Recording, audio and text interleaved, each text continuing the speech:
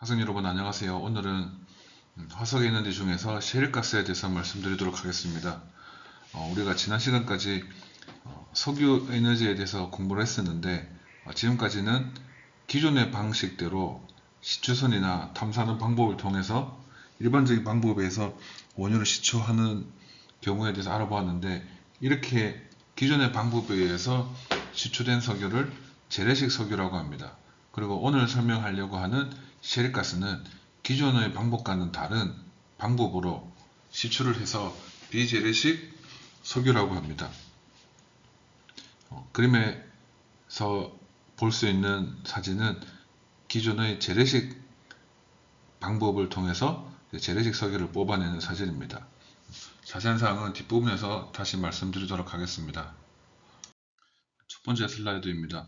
우리가 지난 시간에 재래 유전이랑 그리고 비재래 유전에 대해서 잠깐 설명을 했는데, 다시 한번 복습하자면 재래 유전은 우리가 익히 알고 있는 기존의 방법에 의해서 해상 유전이나 지상 유전에서 시추한 원료를 재래 유전이라고 합니다. 그리고 최근에 2000년대 이후에 수압파쇄 그리고 수평 시추에 의한 방법을 통해서 보다 깊은 곳에 있는 셰일가스를 시추해서 실제 생활에서 우리가 가스랑 오일을 사용하게 되었는데, 이를 비재래 유전이라고 합니다. 그래서 2000년대 이후에 비재래 유가스전 시대가 도래했습니다. 2000년대 이후에 리스크가 적고 매장량이 풍부한 셰일가스 및 석탄청에서 우리가 새로운 기술의 방법에 의해서 많은 셰일가스를 시추하고 있습니다. 특히 이는 미국에서 엄청난 양을 뽑아내고 있어서 미국이 현재 석유 생산량 또는 가스 생산량에 있어서 세계 수위를 다투는 국가가 되었습니다. 특히 우리가 셰일가스라고 하는 이유는 이 가스가 보존되어 있는 암석층이 셰일층이라서 그렇습니다. 그래서 우리가 이 천연가스를 수평시추와 수압파쇄 등의 방법을 통하여서 미국을 중심으로 하여 엄청난 생산을 하고 있어서 셰일가스 혁명이라고까지 우리가 얘기를 하고 있습니다. 오른쪽에 있는 그림은 셰일가스 시추를 하는 작업을 모식적으로 나타낸 그림인데, 뒷부분에 가서 다시 설명드리도록 하겠습니다. 이러한 비재래 유가스전은 전통 유가스전보다 널리 분포되어 있음에도 불구하고 과거에는 크게 주목을 받지 못했습니다. 왜냐하면 정통 유가스전보다 훨씬 깊은 곳에 셰일가스가 위치했기 때문에 기술이 발전하지 못하여서 셰일가스가 있는 것은 알고 있었으나 일상생활에 활용하지 못했습니다. 하지만 시추 기술의 발전을 통해서 특히 수평 시추법, 영어로 호리저널 드릴링이라고 합니다. 그리고 또 다른 수압파쇄 공법, 하이드롤릭 프랙처링이라고 하는데, 이 두 가지 기술에 신기술에 적용되어서 2000년대 이후에 미국에서 엄청난 셰일가스 개발이 일어나고 있고, 기존 에너지와는 다른 새로운 방식으로 새로운 에너지원을 획득했기 때문에 큰 변화를 주고 있어서 셰일가스 혁명이라고도 합니다. 그림에서 보는 것처럼 기존의 재래식 유가스전이 지난 시간에 배웠던 것처럼 주로 중동이나 러시아 또는 베네수엘라에 집중적으로 매장되어 있는 것과는 달리 비재래 유가스전은 막대한 매장량이 전 세계에 고르게 매장되어 있음을 확인할 수 있습니다. 특히 현재 기준으로 중국에서 제일 많은 양이 매장되어 있고, 그 다음 미국, 그 다음에 아르헨티나, 멕시코의 순서로 이렇게 셰일가스가 매장되어 있습니다. 하지만 전 세계의 셰일가스가 매장되어 있는 나라 중에서 미국이 수평시추, 수압파쇄 신기술을 많이 확보하고 있어서 현재는 북미 대륙을 중심으로 하여 셰일가스 매장량을 확보하고 있고 생산을 지속적으로 하고 있습니다. 그만큼 현재 미국에서 엄청난 양의 가스를 뽑아내고 있어서 미국이 가스 시장에서 또는 석유 시장에서 새로운 에너지 주도권을 잡고 있다고 해도 과언이 아닙니다. 이처럼 셰일가스 시추를 통해서 미국이 세계 최대 가스 생산 국뿐만 아니라 이제 석유 생산국의 반열에 올랐는데 이러한 양은 미국에서의 이제 자급자족이 가능한 수준이며 에너지 정책 변화에 따라서 지금까지는 미국이 천연가스 수입국이었는데 이제는 순수출국으로 변모하였고 향후 천연가스의 수요가 지속적으로 증가될 것이고 그리고 미국의 천연가스가 수출이 본격화될 것으로 생각이 되어서 미국에서 더욱더 많은 비젤의 유가스전의 개발이 진행될 것으로 생각이 됩니다. 하지만 셰일가스 분포도를 보면 중국이 전 세계에서 셰일가스를 제일 많이 함유하고 있습니다. 셰일가스를 뽑아내는 방법이 수압파쇄 또는 수평 시추라고 했는데 수압파쇄 이름에서 보는 것처럼 물을 가하여서 프랙처링 그 암석층을 이제 파쇄해서 셰일가스를 뽑아내는 방법으로 미국에서 그 셰일가스를 뽑아내고 있습니다. 중국에서는 티베트 사막 또는 이제 주로 북부 쪽 사막 지역에 셰일가스가 많이 분포하고 있습니다. 셰일가스를 추출하기 위해서는 지금 현재 오른쪽에 있는 그림에서 보는 것처럼 저수지 같은 이제 호수 같은 걸 만들어서 물을 이제 가둬서 이제 물을 사용해서 활용하게 됩니다. 이처럼 사막 지역에 중국의 사막 지역에 셰일가스가 많이 분포하고 있다고 해도 물이 없다고 하면 현재 기술로는 아직 셰일가스를 시추하기가 쉽지 않습니다. 그래서 중국에서는 아직 셰일가스 시추하는 것이 본격적으로 진행되고 있지는 않습니다. 셰일 및 셰일가스가 있는 조류층은 기존의 재래식 유전과 달리 매우 낮은 공급률, 구멍이 많이 없다는 뜻입니다. 그리고 투과도를 가지고 있어서 자연적인 상태에서는 자연 생산이 불가능합니다. 그래서 하지만 이 암석층은 균열이 쉽게 발생하는 특성을 가지고 있어서 소압파쇄를 통해서 이 특성을 활용하여서 균열을 만들어서 이 균열된 틈으로 그 암석층에 있는 가스나 석유가 빠져나오게 해서 셰일가스를 생산하고 있습니다. 소압파쇄 기술은 1947년에 미국에서 처음 시작되었고 현재 약 100만 개 정도의 유전 개발에 이용되고 있는 방법으로 알려져 있습니다. 그리고 기존의 재래식 원유 시추 방법이 수직적인 시추 방법이라고 하면 지금은 수평적인 시추를 통해서 셰일층 목표 지점까지 도달해서 물과 모래, 유체, 보통 프로판트라고 합니다. 이러한 화합물을 고압으로 주입하여 충진해서 이제 셰일층에 균열을 일으켜서 셰일가스를 채취하고 있습니다. 수압파쇄 시에는 물과 물의 화학물질을 혼합해서 시추공에 주입하는데 보통 생산정 하나를 개발하는 데에 500만 리터 또는 2000만 리터 이상의 다량의 물이 사용됩니다. 앞에 설명한 것처럼 이러한 이유로 현재 중국에서는 많이 생산이 되고 있지 않습니다. 그리고 수압파쇄가 끝나면 주입된 파쇄수의 양의 약 10%에 30%가 회수수로 이제 지표로 다시 돌아오게 됩니다. 즉 반대로 말하면 약 70%에서 90%에 넣어졌던 물이나 모래 황물질들은 지표로 돌아오지 않고 지층에 그대로 남게 됩니다. 셰일가스가 이런 기술의 발전으로 시추의 양이 많이 늘어났지만 반대로 땅속에 시추 시 사용되는 많은 황물질이 남아 있어서 일부 지역에서는 환경오염적인 문제가 발생하기도 합니다. 다음 슬라이드에서 이 부분에 대해서는 좀 더 자세하게 설명하도록 하겠습니다. 그래서 이제 수압파쇄 사용할 때는 우리가 이제 혼합물에 주입하는 단계에 따라서 다양한 이제 성분을 조절하면서 사용합니다. 실제 현장에서는 셰일가스의 회수율을 높이고 그리고 점도를 조절하거나 압력을 조절하기 위하여서 용매, 첨가제, 그리고 수압파쇄에는 모래, 세라믹 등 다양한 프로판트로 구성된 원료를 사용하고 있습니다. 다음 슬라이드에서 좀 더 자세히 말씀드리도록 하겠습니다.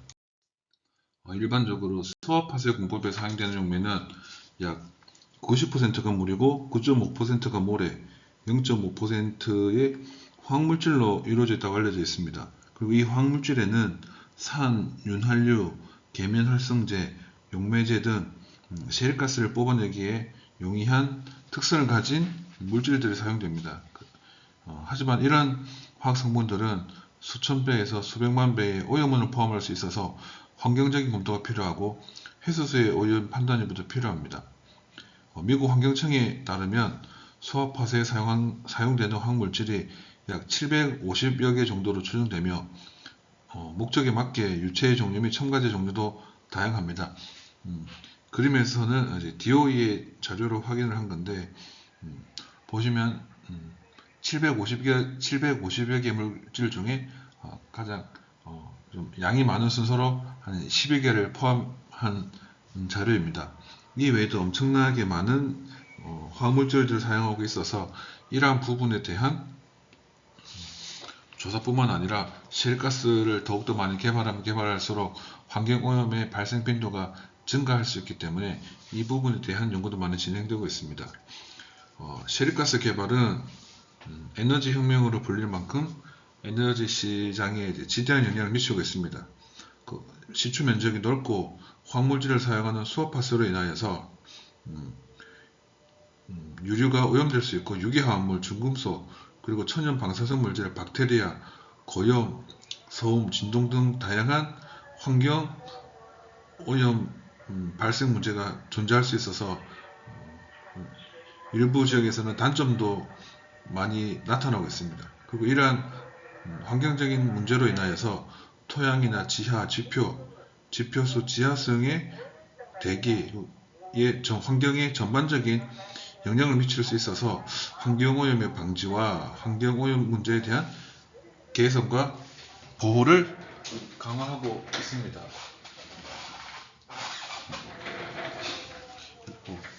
국제에너지기구에서는 IEA라고 하는데 셰일가스 개발에 따른 환경 논란에 대해서 환경오염 사고 사례가 없다고 주장하고 있지만 실제로 셰일가스를 개발하고 있는 주위에서는 식수원 오염이나 농장의 축사에서 중금속 사고가 일어나는 등 환경적인 사고가 발생하고 있습니다.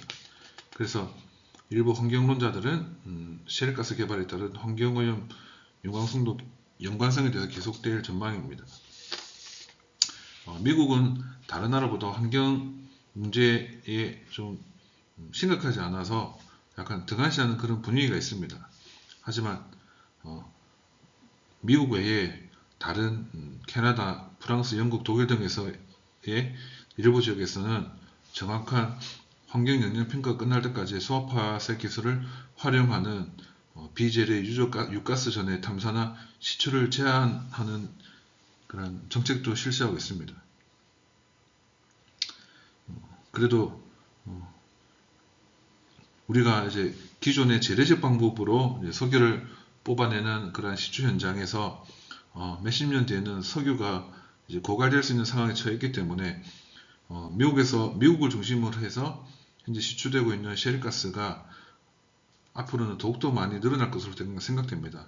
그리고 현재 제2, 제3위의 셰일가스 매장량 국가인 아르헨티나, 중국에서도 더욱더 새로운 기술 개발이 일어나서 이들 지역에서도 이제 셰일가스를 개발할 경우에 세계 에너지 산업의 판도가 변화될 수 있을 거로 생각하고 있습니다.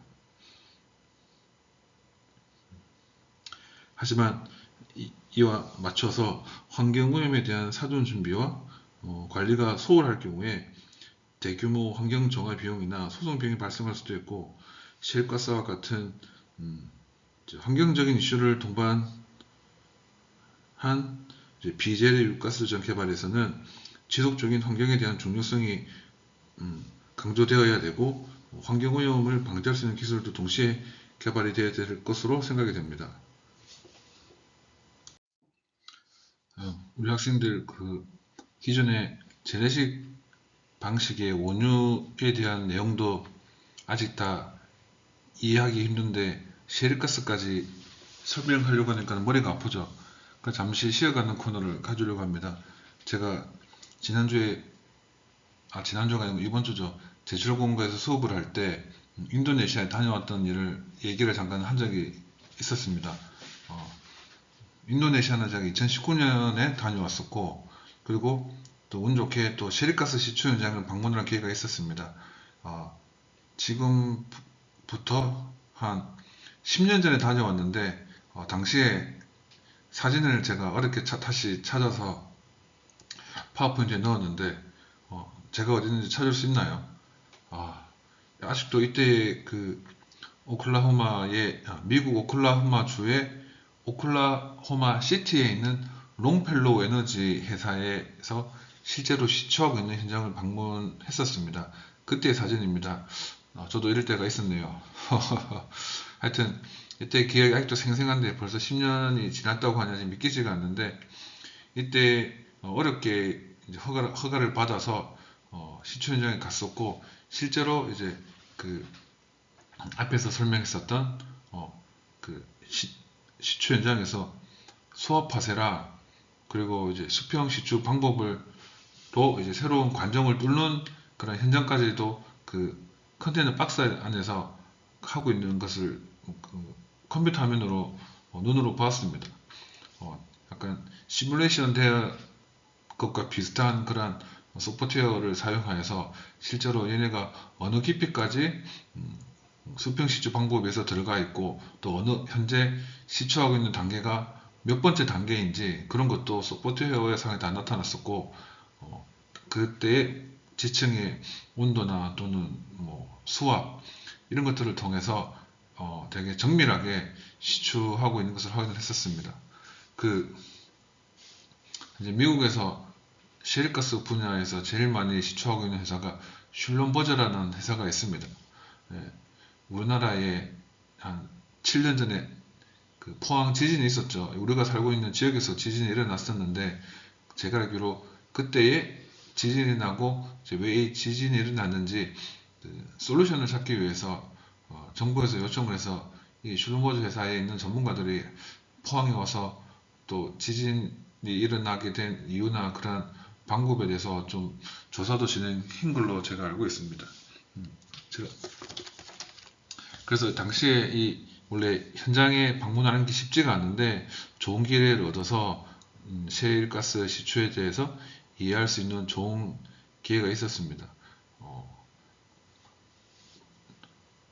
한국에서 오클라호마까지 바로 직항이었기 때문에 한국에서 이제 대한항공을 타고 이제 달라스로 가서 달라스에서 내리고 하루 쉬었다가 또 달라스에서 휴스턴까지 4~5시간 고속도로를 타고 차로 달려서 휴스턴으로 갔습니다. 그리고 휴스턴에서 미국 현지의 국내선 비행기를 타고 다시 휴스턴에서 오클라호마로 가서 이렇게 그 셰일가스 시추 현장에 갔었던 기억이 나는데, 그때 기억에 미국이 정말로 광활한 나라구나, 정말 세계를 리드하는 초강대국이 될 수밖에 없다는 것을 피부로 느꼈던 것 같습니다. 휴스턴은 미국의 뉴멕시코주에 죄송합니다. 뉴멕시코주가 아니고 텍사스주에 있는 지역입니다. 그래서 이 휴스턴의 바로 앞쪽에 이제 뉴멕시코만이 있는데, 거기에서는 엄청나게 많은 석유를 뽑아내고 있고, 그리고 제가 달라스에서 휴스턴으로 갈 때 차로 4시간을 갔다 오고 했었잖아요. 그 가는 고속도로가 하이웨이가 거의 일직선이라고 보면 됩니다. 우리나라처럼 고속도로가 약간 우회전했다가 좌회전했다가 약간 꼬불꼬불한 그런 형태의 고속도로가 아니라 정말 달라스에서 휴스턴까지 다이렉트로 직진으로 쭉 뻗어 있는 고속도로라고 생각하면 될 것 같습니다. 그 고속도로를 달리면서 고속도로 양쪽으로 그 석유를 이제 셰일가스가 아니고 기존의 재래식 원유를 뽑아내는 시추가 계속 일어나고 있는 그런 그 지상 유전을 계속 봤었습니다. 일정한 간격으로 엄청나게 많은 그 시추 장비가 있어서 원유를 뽑아낼 수가 있었고, 그리고 그때 원유를 뽑아낸다고 하면 일정 부분 시출하기 위해서 뚫은 건설업체와 그 땅 주인 간의 일정 비율을 나눠서 그렇게 그 땅 주인도 어느 정도 수입을 얻게 되고, 석유를 뽑아내는 업체에서도 또 수익을 낼 수 있는 그런 구조로 해서 미국에서는 이제 석유를 뽑아낸다 그렇게 들었던 걸로 기억이 납니다. 아무튼 이때 제가 10년 전에 갔었던 이런 출장의 그런 경험들과 이런 기억들이 10년 뒤에 오늘의 수업에 사용될 수 있을 거라고 생각도 못 했는데 실제로 현장에 갔었기 때문에 우리 친구들한테 좀 더 자세하게 얘기할 수 있을 것 같고, 혹시 또 시리가스를 시추하는 부분에 있어서 더 궁금한 사항이 있다고 하면 다음 주에 제가 제철국어 가서 수업을 할 때 질문을 하면 제가 아는 범위 내에서는 성실하게 답을 해드리도록 하겠습니다. 그리고 제가 인도네시아에도 석유 시추 현장 사이트에 출전을 갔다 오기로 했었습니다. 이때도 석유를 뽑아내는 그 현장을 직접적으로 바로 눈앞에서 목격을 할 수가 있었고, 제 인생에 있어서 큰 경험이었다고 생각합니다. 그래서 이번에 석유 에너지 부분을 강의함에 있어서 되게 도움이 되는 그런 시간이 아니었나 그런 생각이 듭니다. 제가 인도네시아에 갔었던 이유는 제가 수업 시간에 얘기했었는데 시추를 해서 석유를 뽑아내면 한 3, 40년 정도 석유를 뽑아내면 그 밑에 있는 석유가 저장되어 있는 공간에 석유가 대부분 다 소진되게 됩니다.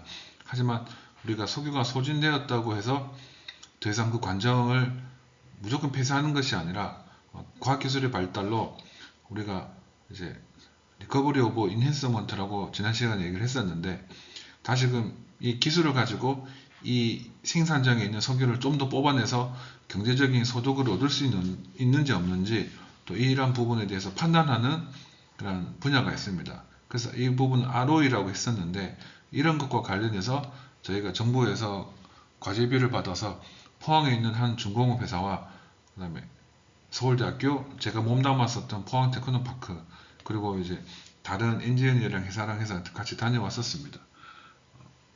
저희가 했던 분야는 석유를 뽑아내는 그 시추 장비의 이름 중에 서클라드 펌프라는 부분이 있습니다. 그리고 여기에 관정과 연결되어 있는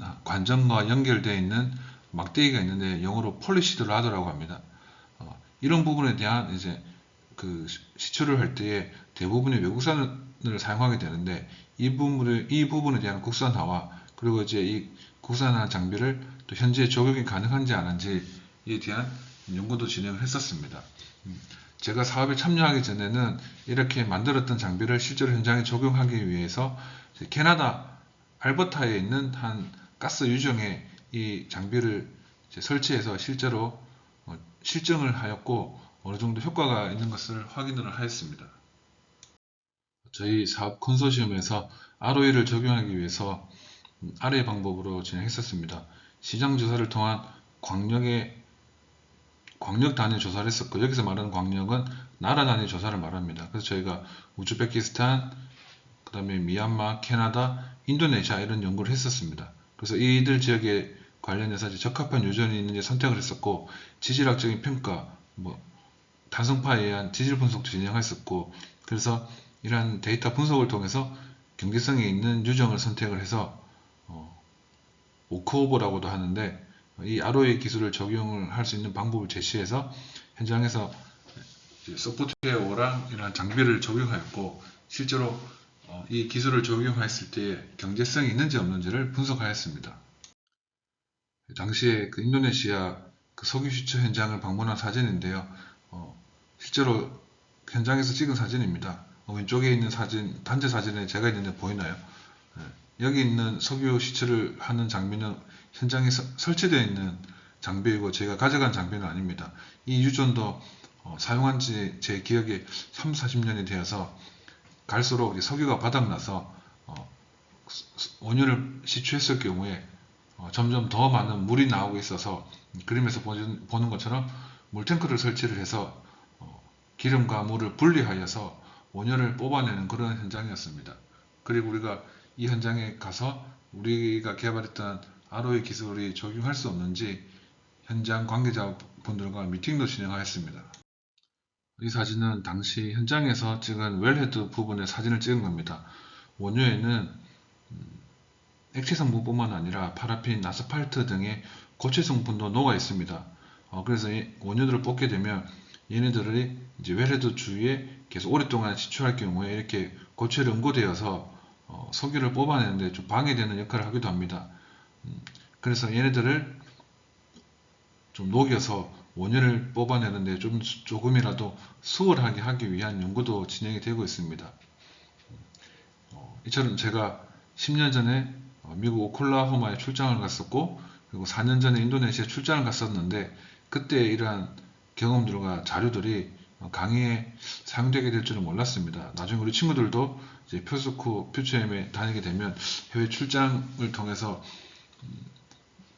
외국의 바이어들을 만날 수도 있고, 또 납품하는 외국인들을 만나서 미팅할 경험도 있을 것 같은데, 그때 그런 경험들이 나중에 인생을 살아가는데 큰 도움이 되지 않을까 생각이 됩니다. 오늘 이 시간은 주로 셰일가스에 대해서 공부를 했었고, 그리고 제가 방문했었던 셰일가스 시추 현장, 그리고 원유 시추 현장에 대해서 소개를 했었습니다. 이렇게 석유 에너지에 대한 이제 공부는 여기까지 하고, 다음 시간에는 이제 원자력 에너지에 대해서 강의를 하도록 하겠습니다. 한 주간 석유 에너지에 대해서 강의 듣는다 고생 많았습니다. 날씨가 많이 추워졌는데 감기 조심하시고 다음 주에 뵙도록 하겠습니다. 수고하셨습니다.